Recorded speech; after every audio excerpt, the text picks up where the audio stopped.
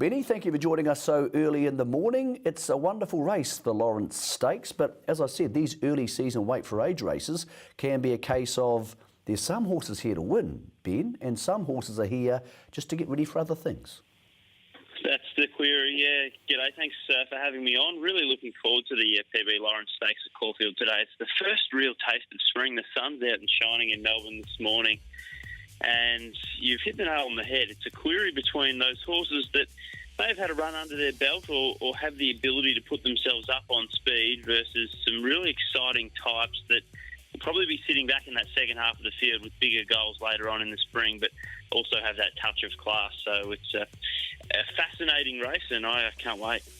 Interesting one here, Ben, is Grunt, because Mick Price said during the week the horse who was very good as a 3-year-old has grown, he's matured, but he doesn't believe he's a perfect Caulfield horse yet. He's favourite for this race. After Mick's comments, is he a false favourite?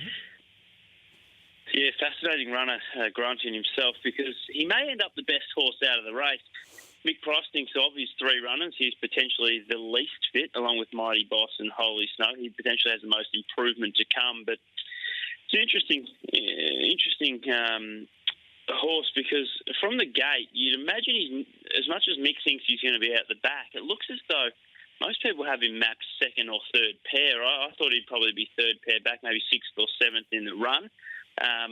He does look a horse that's going to be better suited at Flemington once he gets out to 1,600 metres and potentially beyond. But he's just got that touch of class, and I think the market's really focusing on him because he had those really strong times in his 3-year-old wins during the autumn when he beat some nice horses like Cliff's Edge and Peaceful State.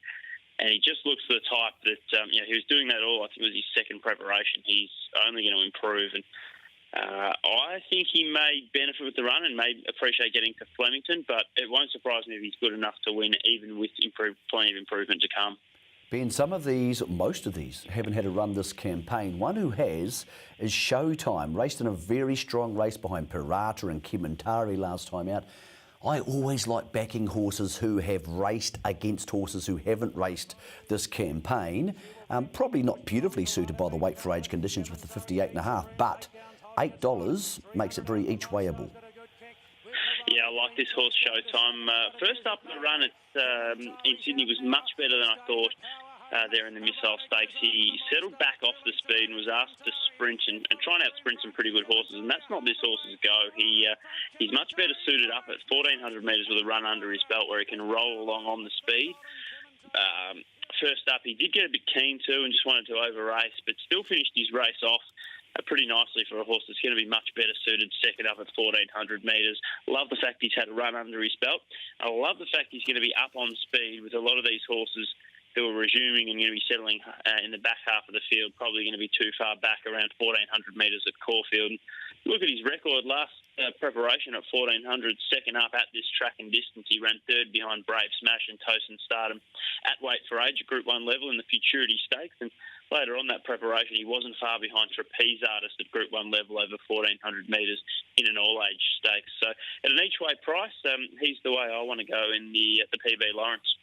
Ben, you found a few for us throughout the program today, and it's great to have a couple of different options for us to play into, because once Caulfield gets rocking and rolling, we're probably getting to the end of our program in New Zealand. We've got them up on screen, or coming up on screen. Ben, can you go through the ones that you liked for us today, please? Yeah, I actually think in the first race that Nantali is going to be hard to beat. We put her in a couple of weeks ago at Moonee Valley as one of the better bets on the program. I think she'll be hard to beat again in the first. I think there's plenty of value in the third race on the program today in Oberland, who was particularly good first up against the pattern of the day and should take good improvement out of the run.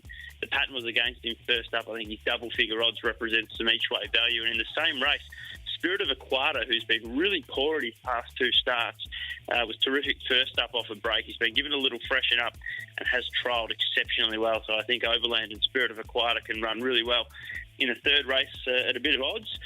And in the 6th race on the program, I'm pretty keen on Pippi, who I think bumped into a really, really smart filly in Multaja at Moonee Valley. last time out. No Miltaja in the race today, I think, is the real key. I do think she'll take a benefit out of that run. She was a month between runs going into that effort at Moonee Valley. And I think she's a filly with a really bright future, Pippi. I'm expecting that form to hold up, the Miltaja race at Moonee Valley.